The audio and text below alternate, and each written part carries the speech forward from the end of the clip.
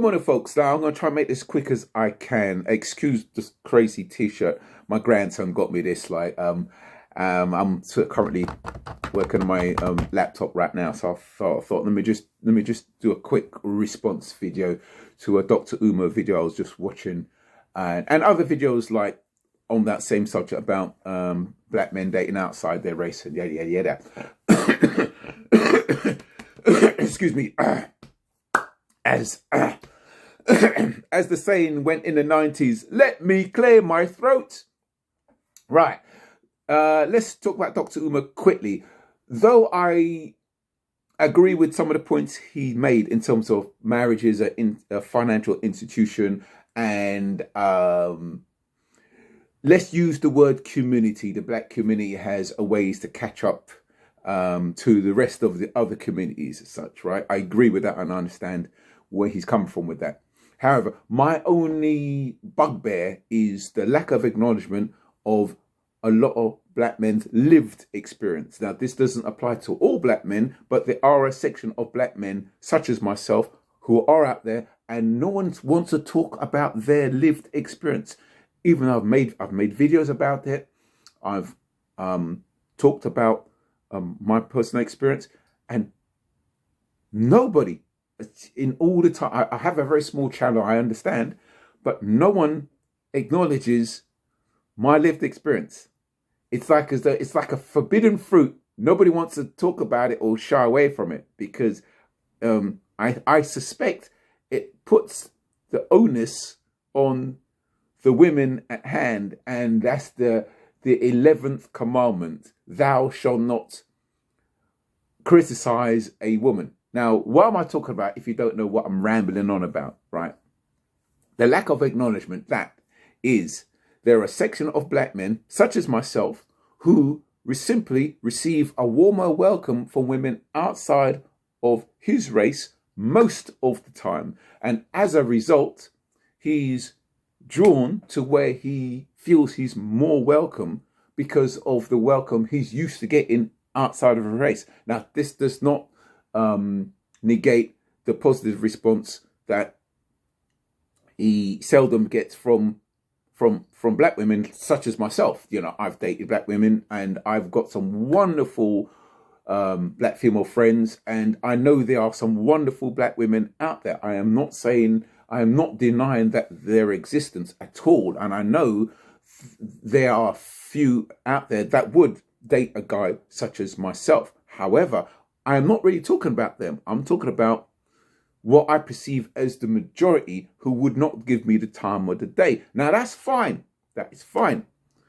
You could call me all the names you like. Like when I was in Grenada, I've written about this. I've recorded this in my audiobook, you know, and I've put it on YouTube.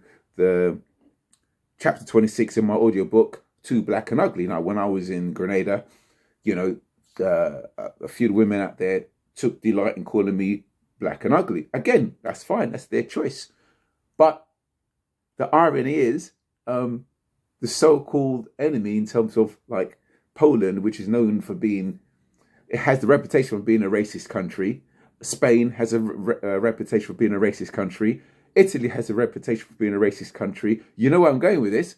But yet women from those countries has given me a much warmer welcome than women of my own race. Nobody wants to talk about that. Nobody wants to acknowledge that at all. They just do not want to talk about that. And so that's my only bugbear. So yeah, you could call me all the names you want. You could call me Dusty. You could call me whatever you want to call me. But then you want to call me, guys like me, a sellout for going where they feel or where they are more welcomed, which I think is quite poor. You know what I'm saying?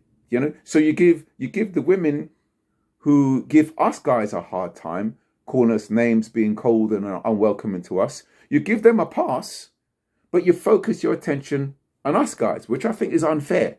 I think that's unfair. I think you should, you know, this should be spoken about and this should be raised more, I think, personally. But other than that, I think to myself, look, you live your life how you want. I have no problem with who you date.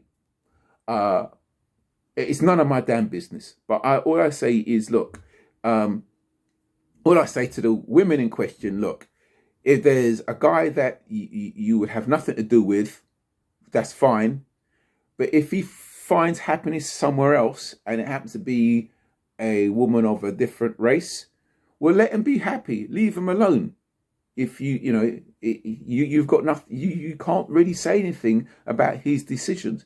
If you are the type that would give him a hard time if he smiled at you, or if he's polite to you, or if he hasn't got the sort of status that you require, but someone else has chosen him, then God forbid, in your eyes, he suddenly makes it big and I don't know, he becomes successful. Then you expect him to then turn to you and forget the unpleasant vibes you gave him to begin with.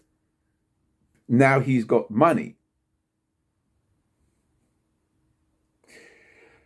You know, I just say, just leave him. Guys like that, just leave them alone. Let them get on with it. Or if again, I've heard this said before about a successful black man with a non-black woman.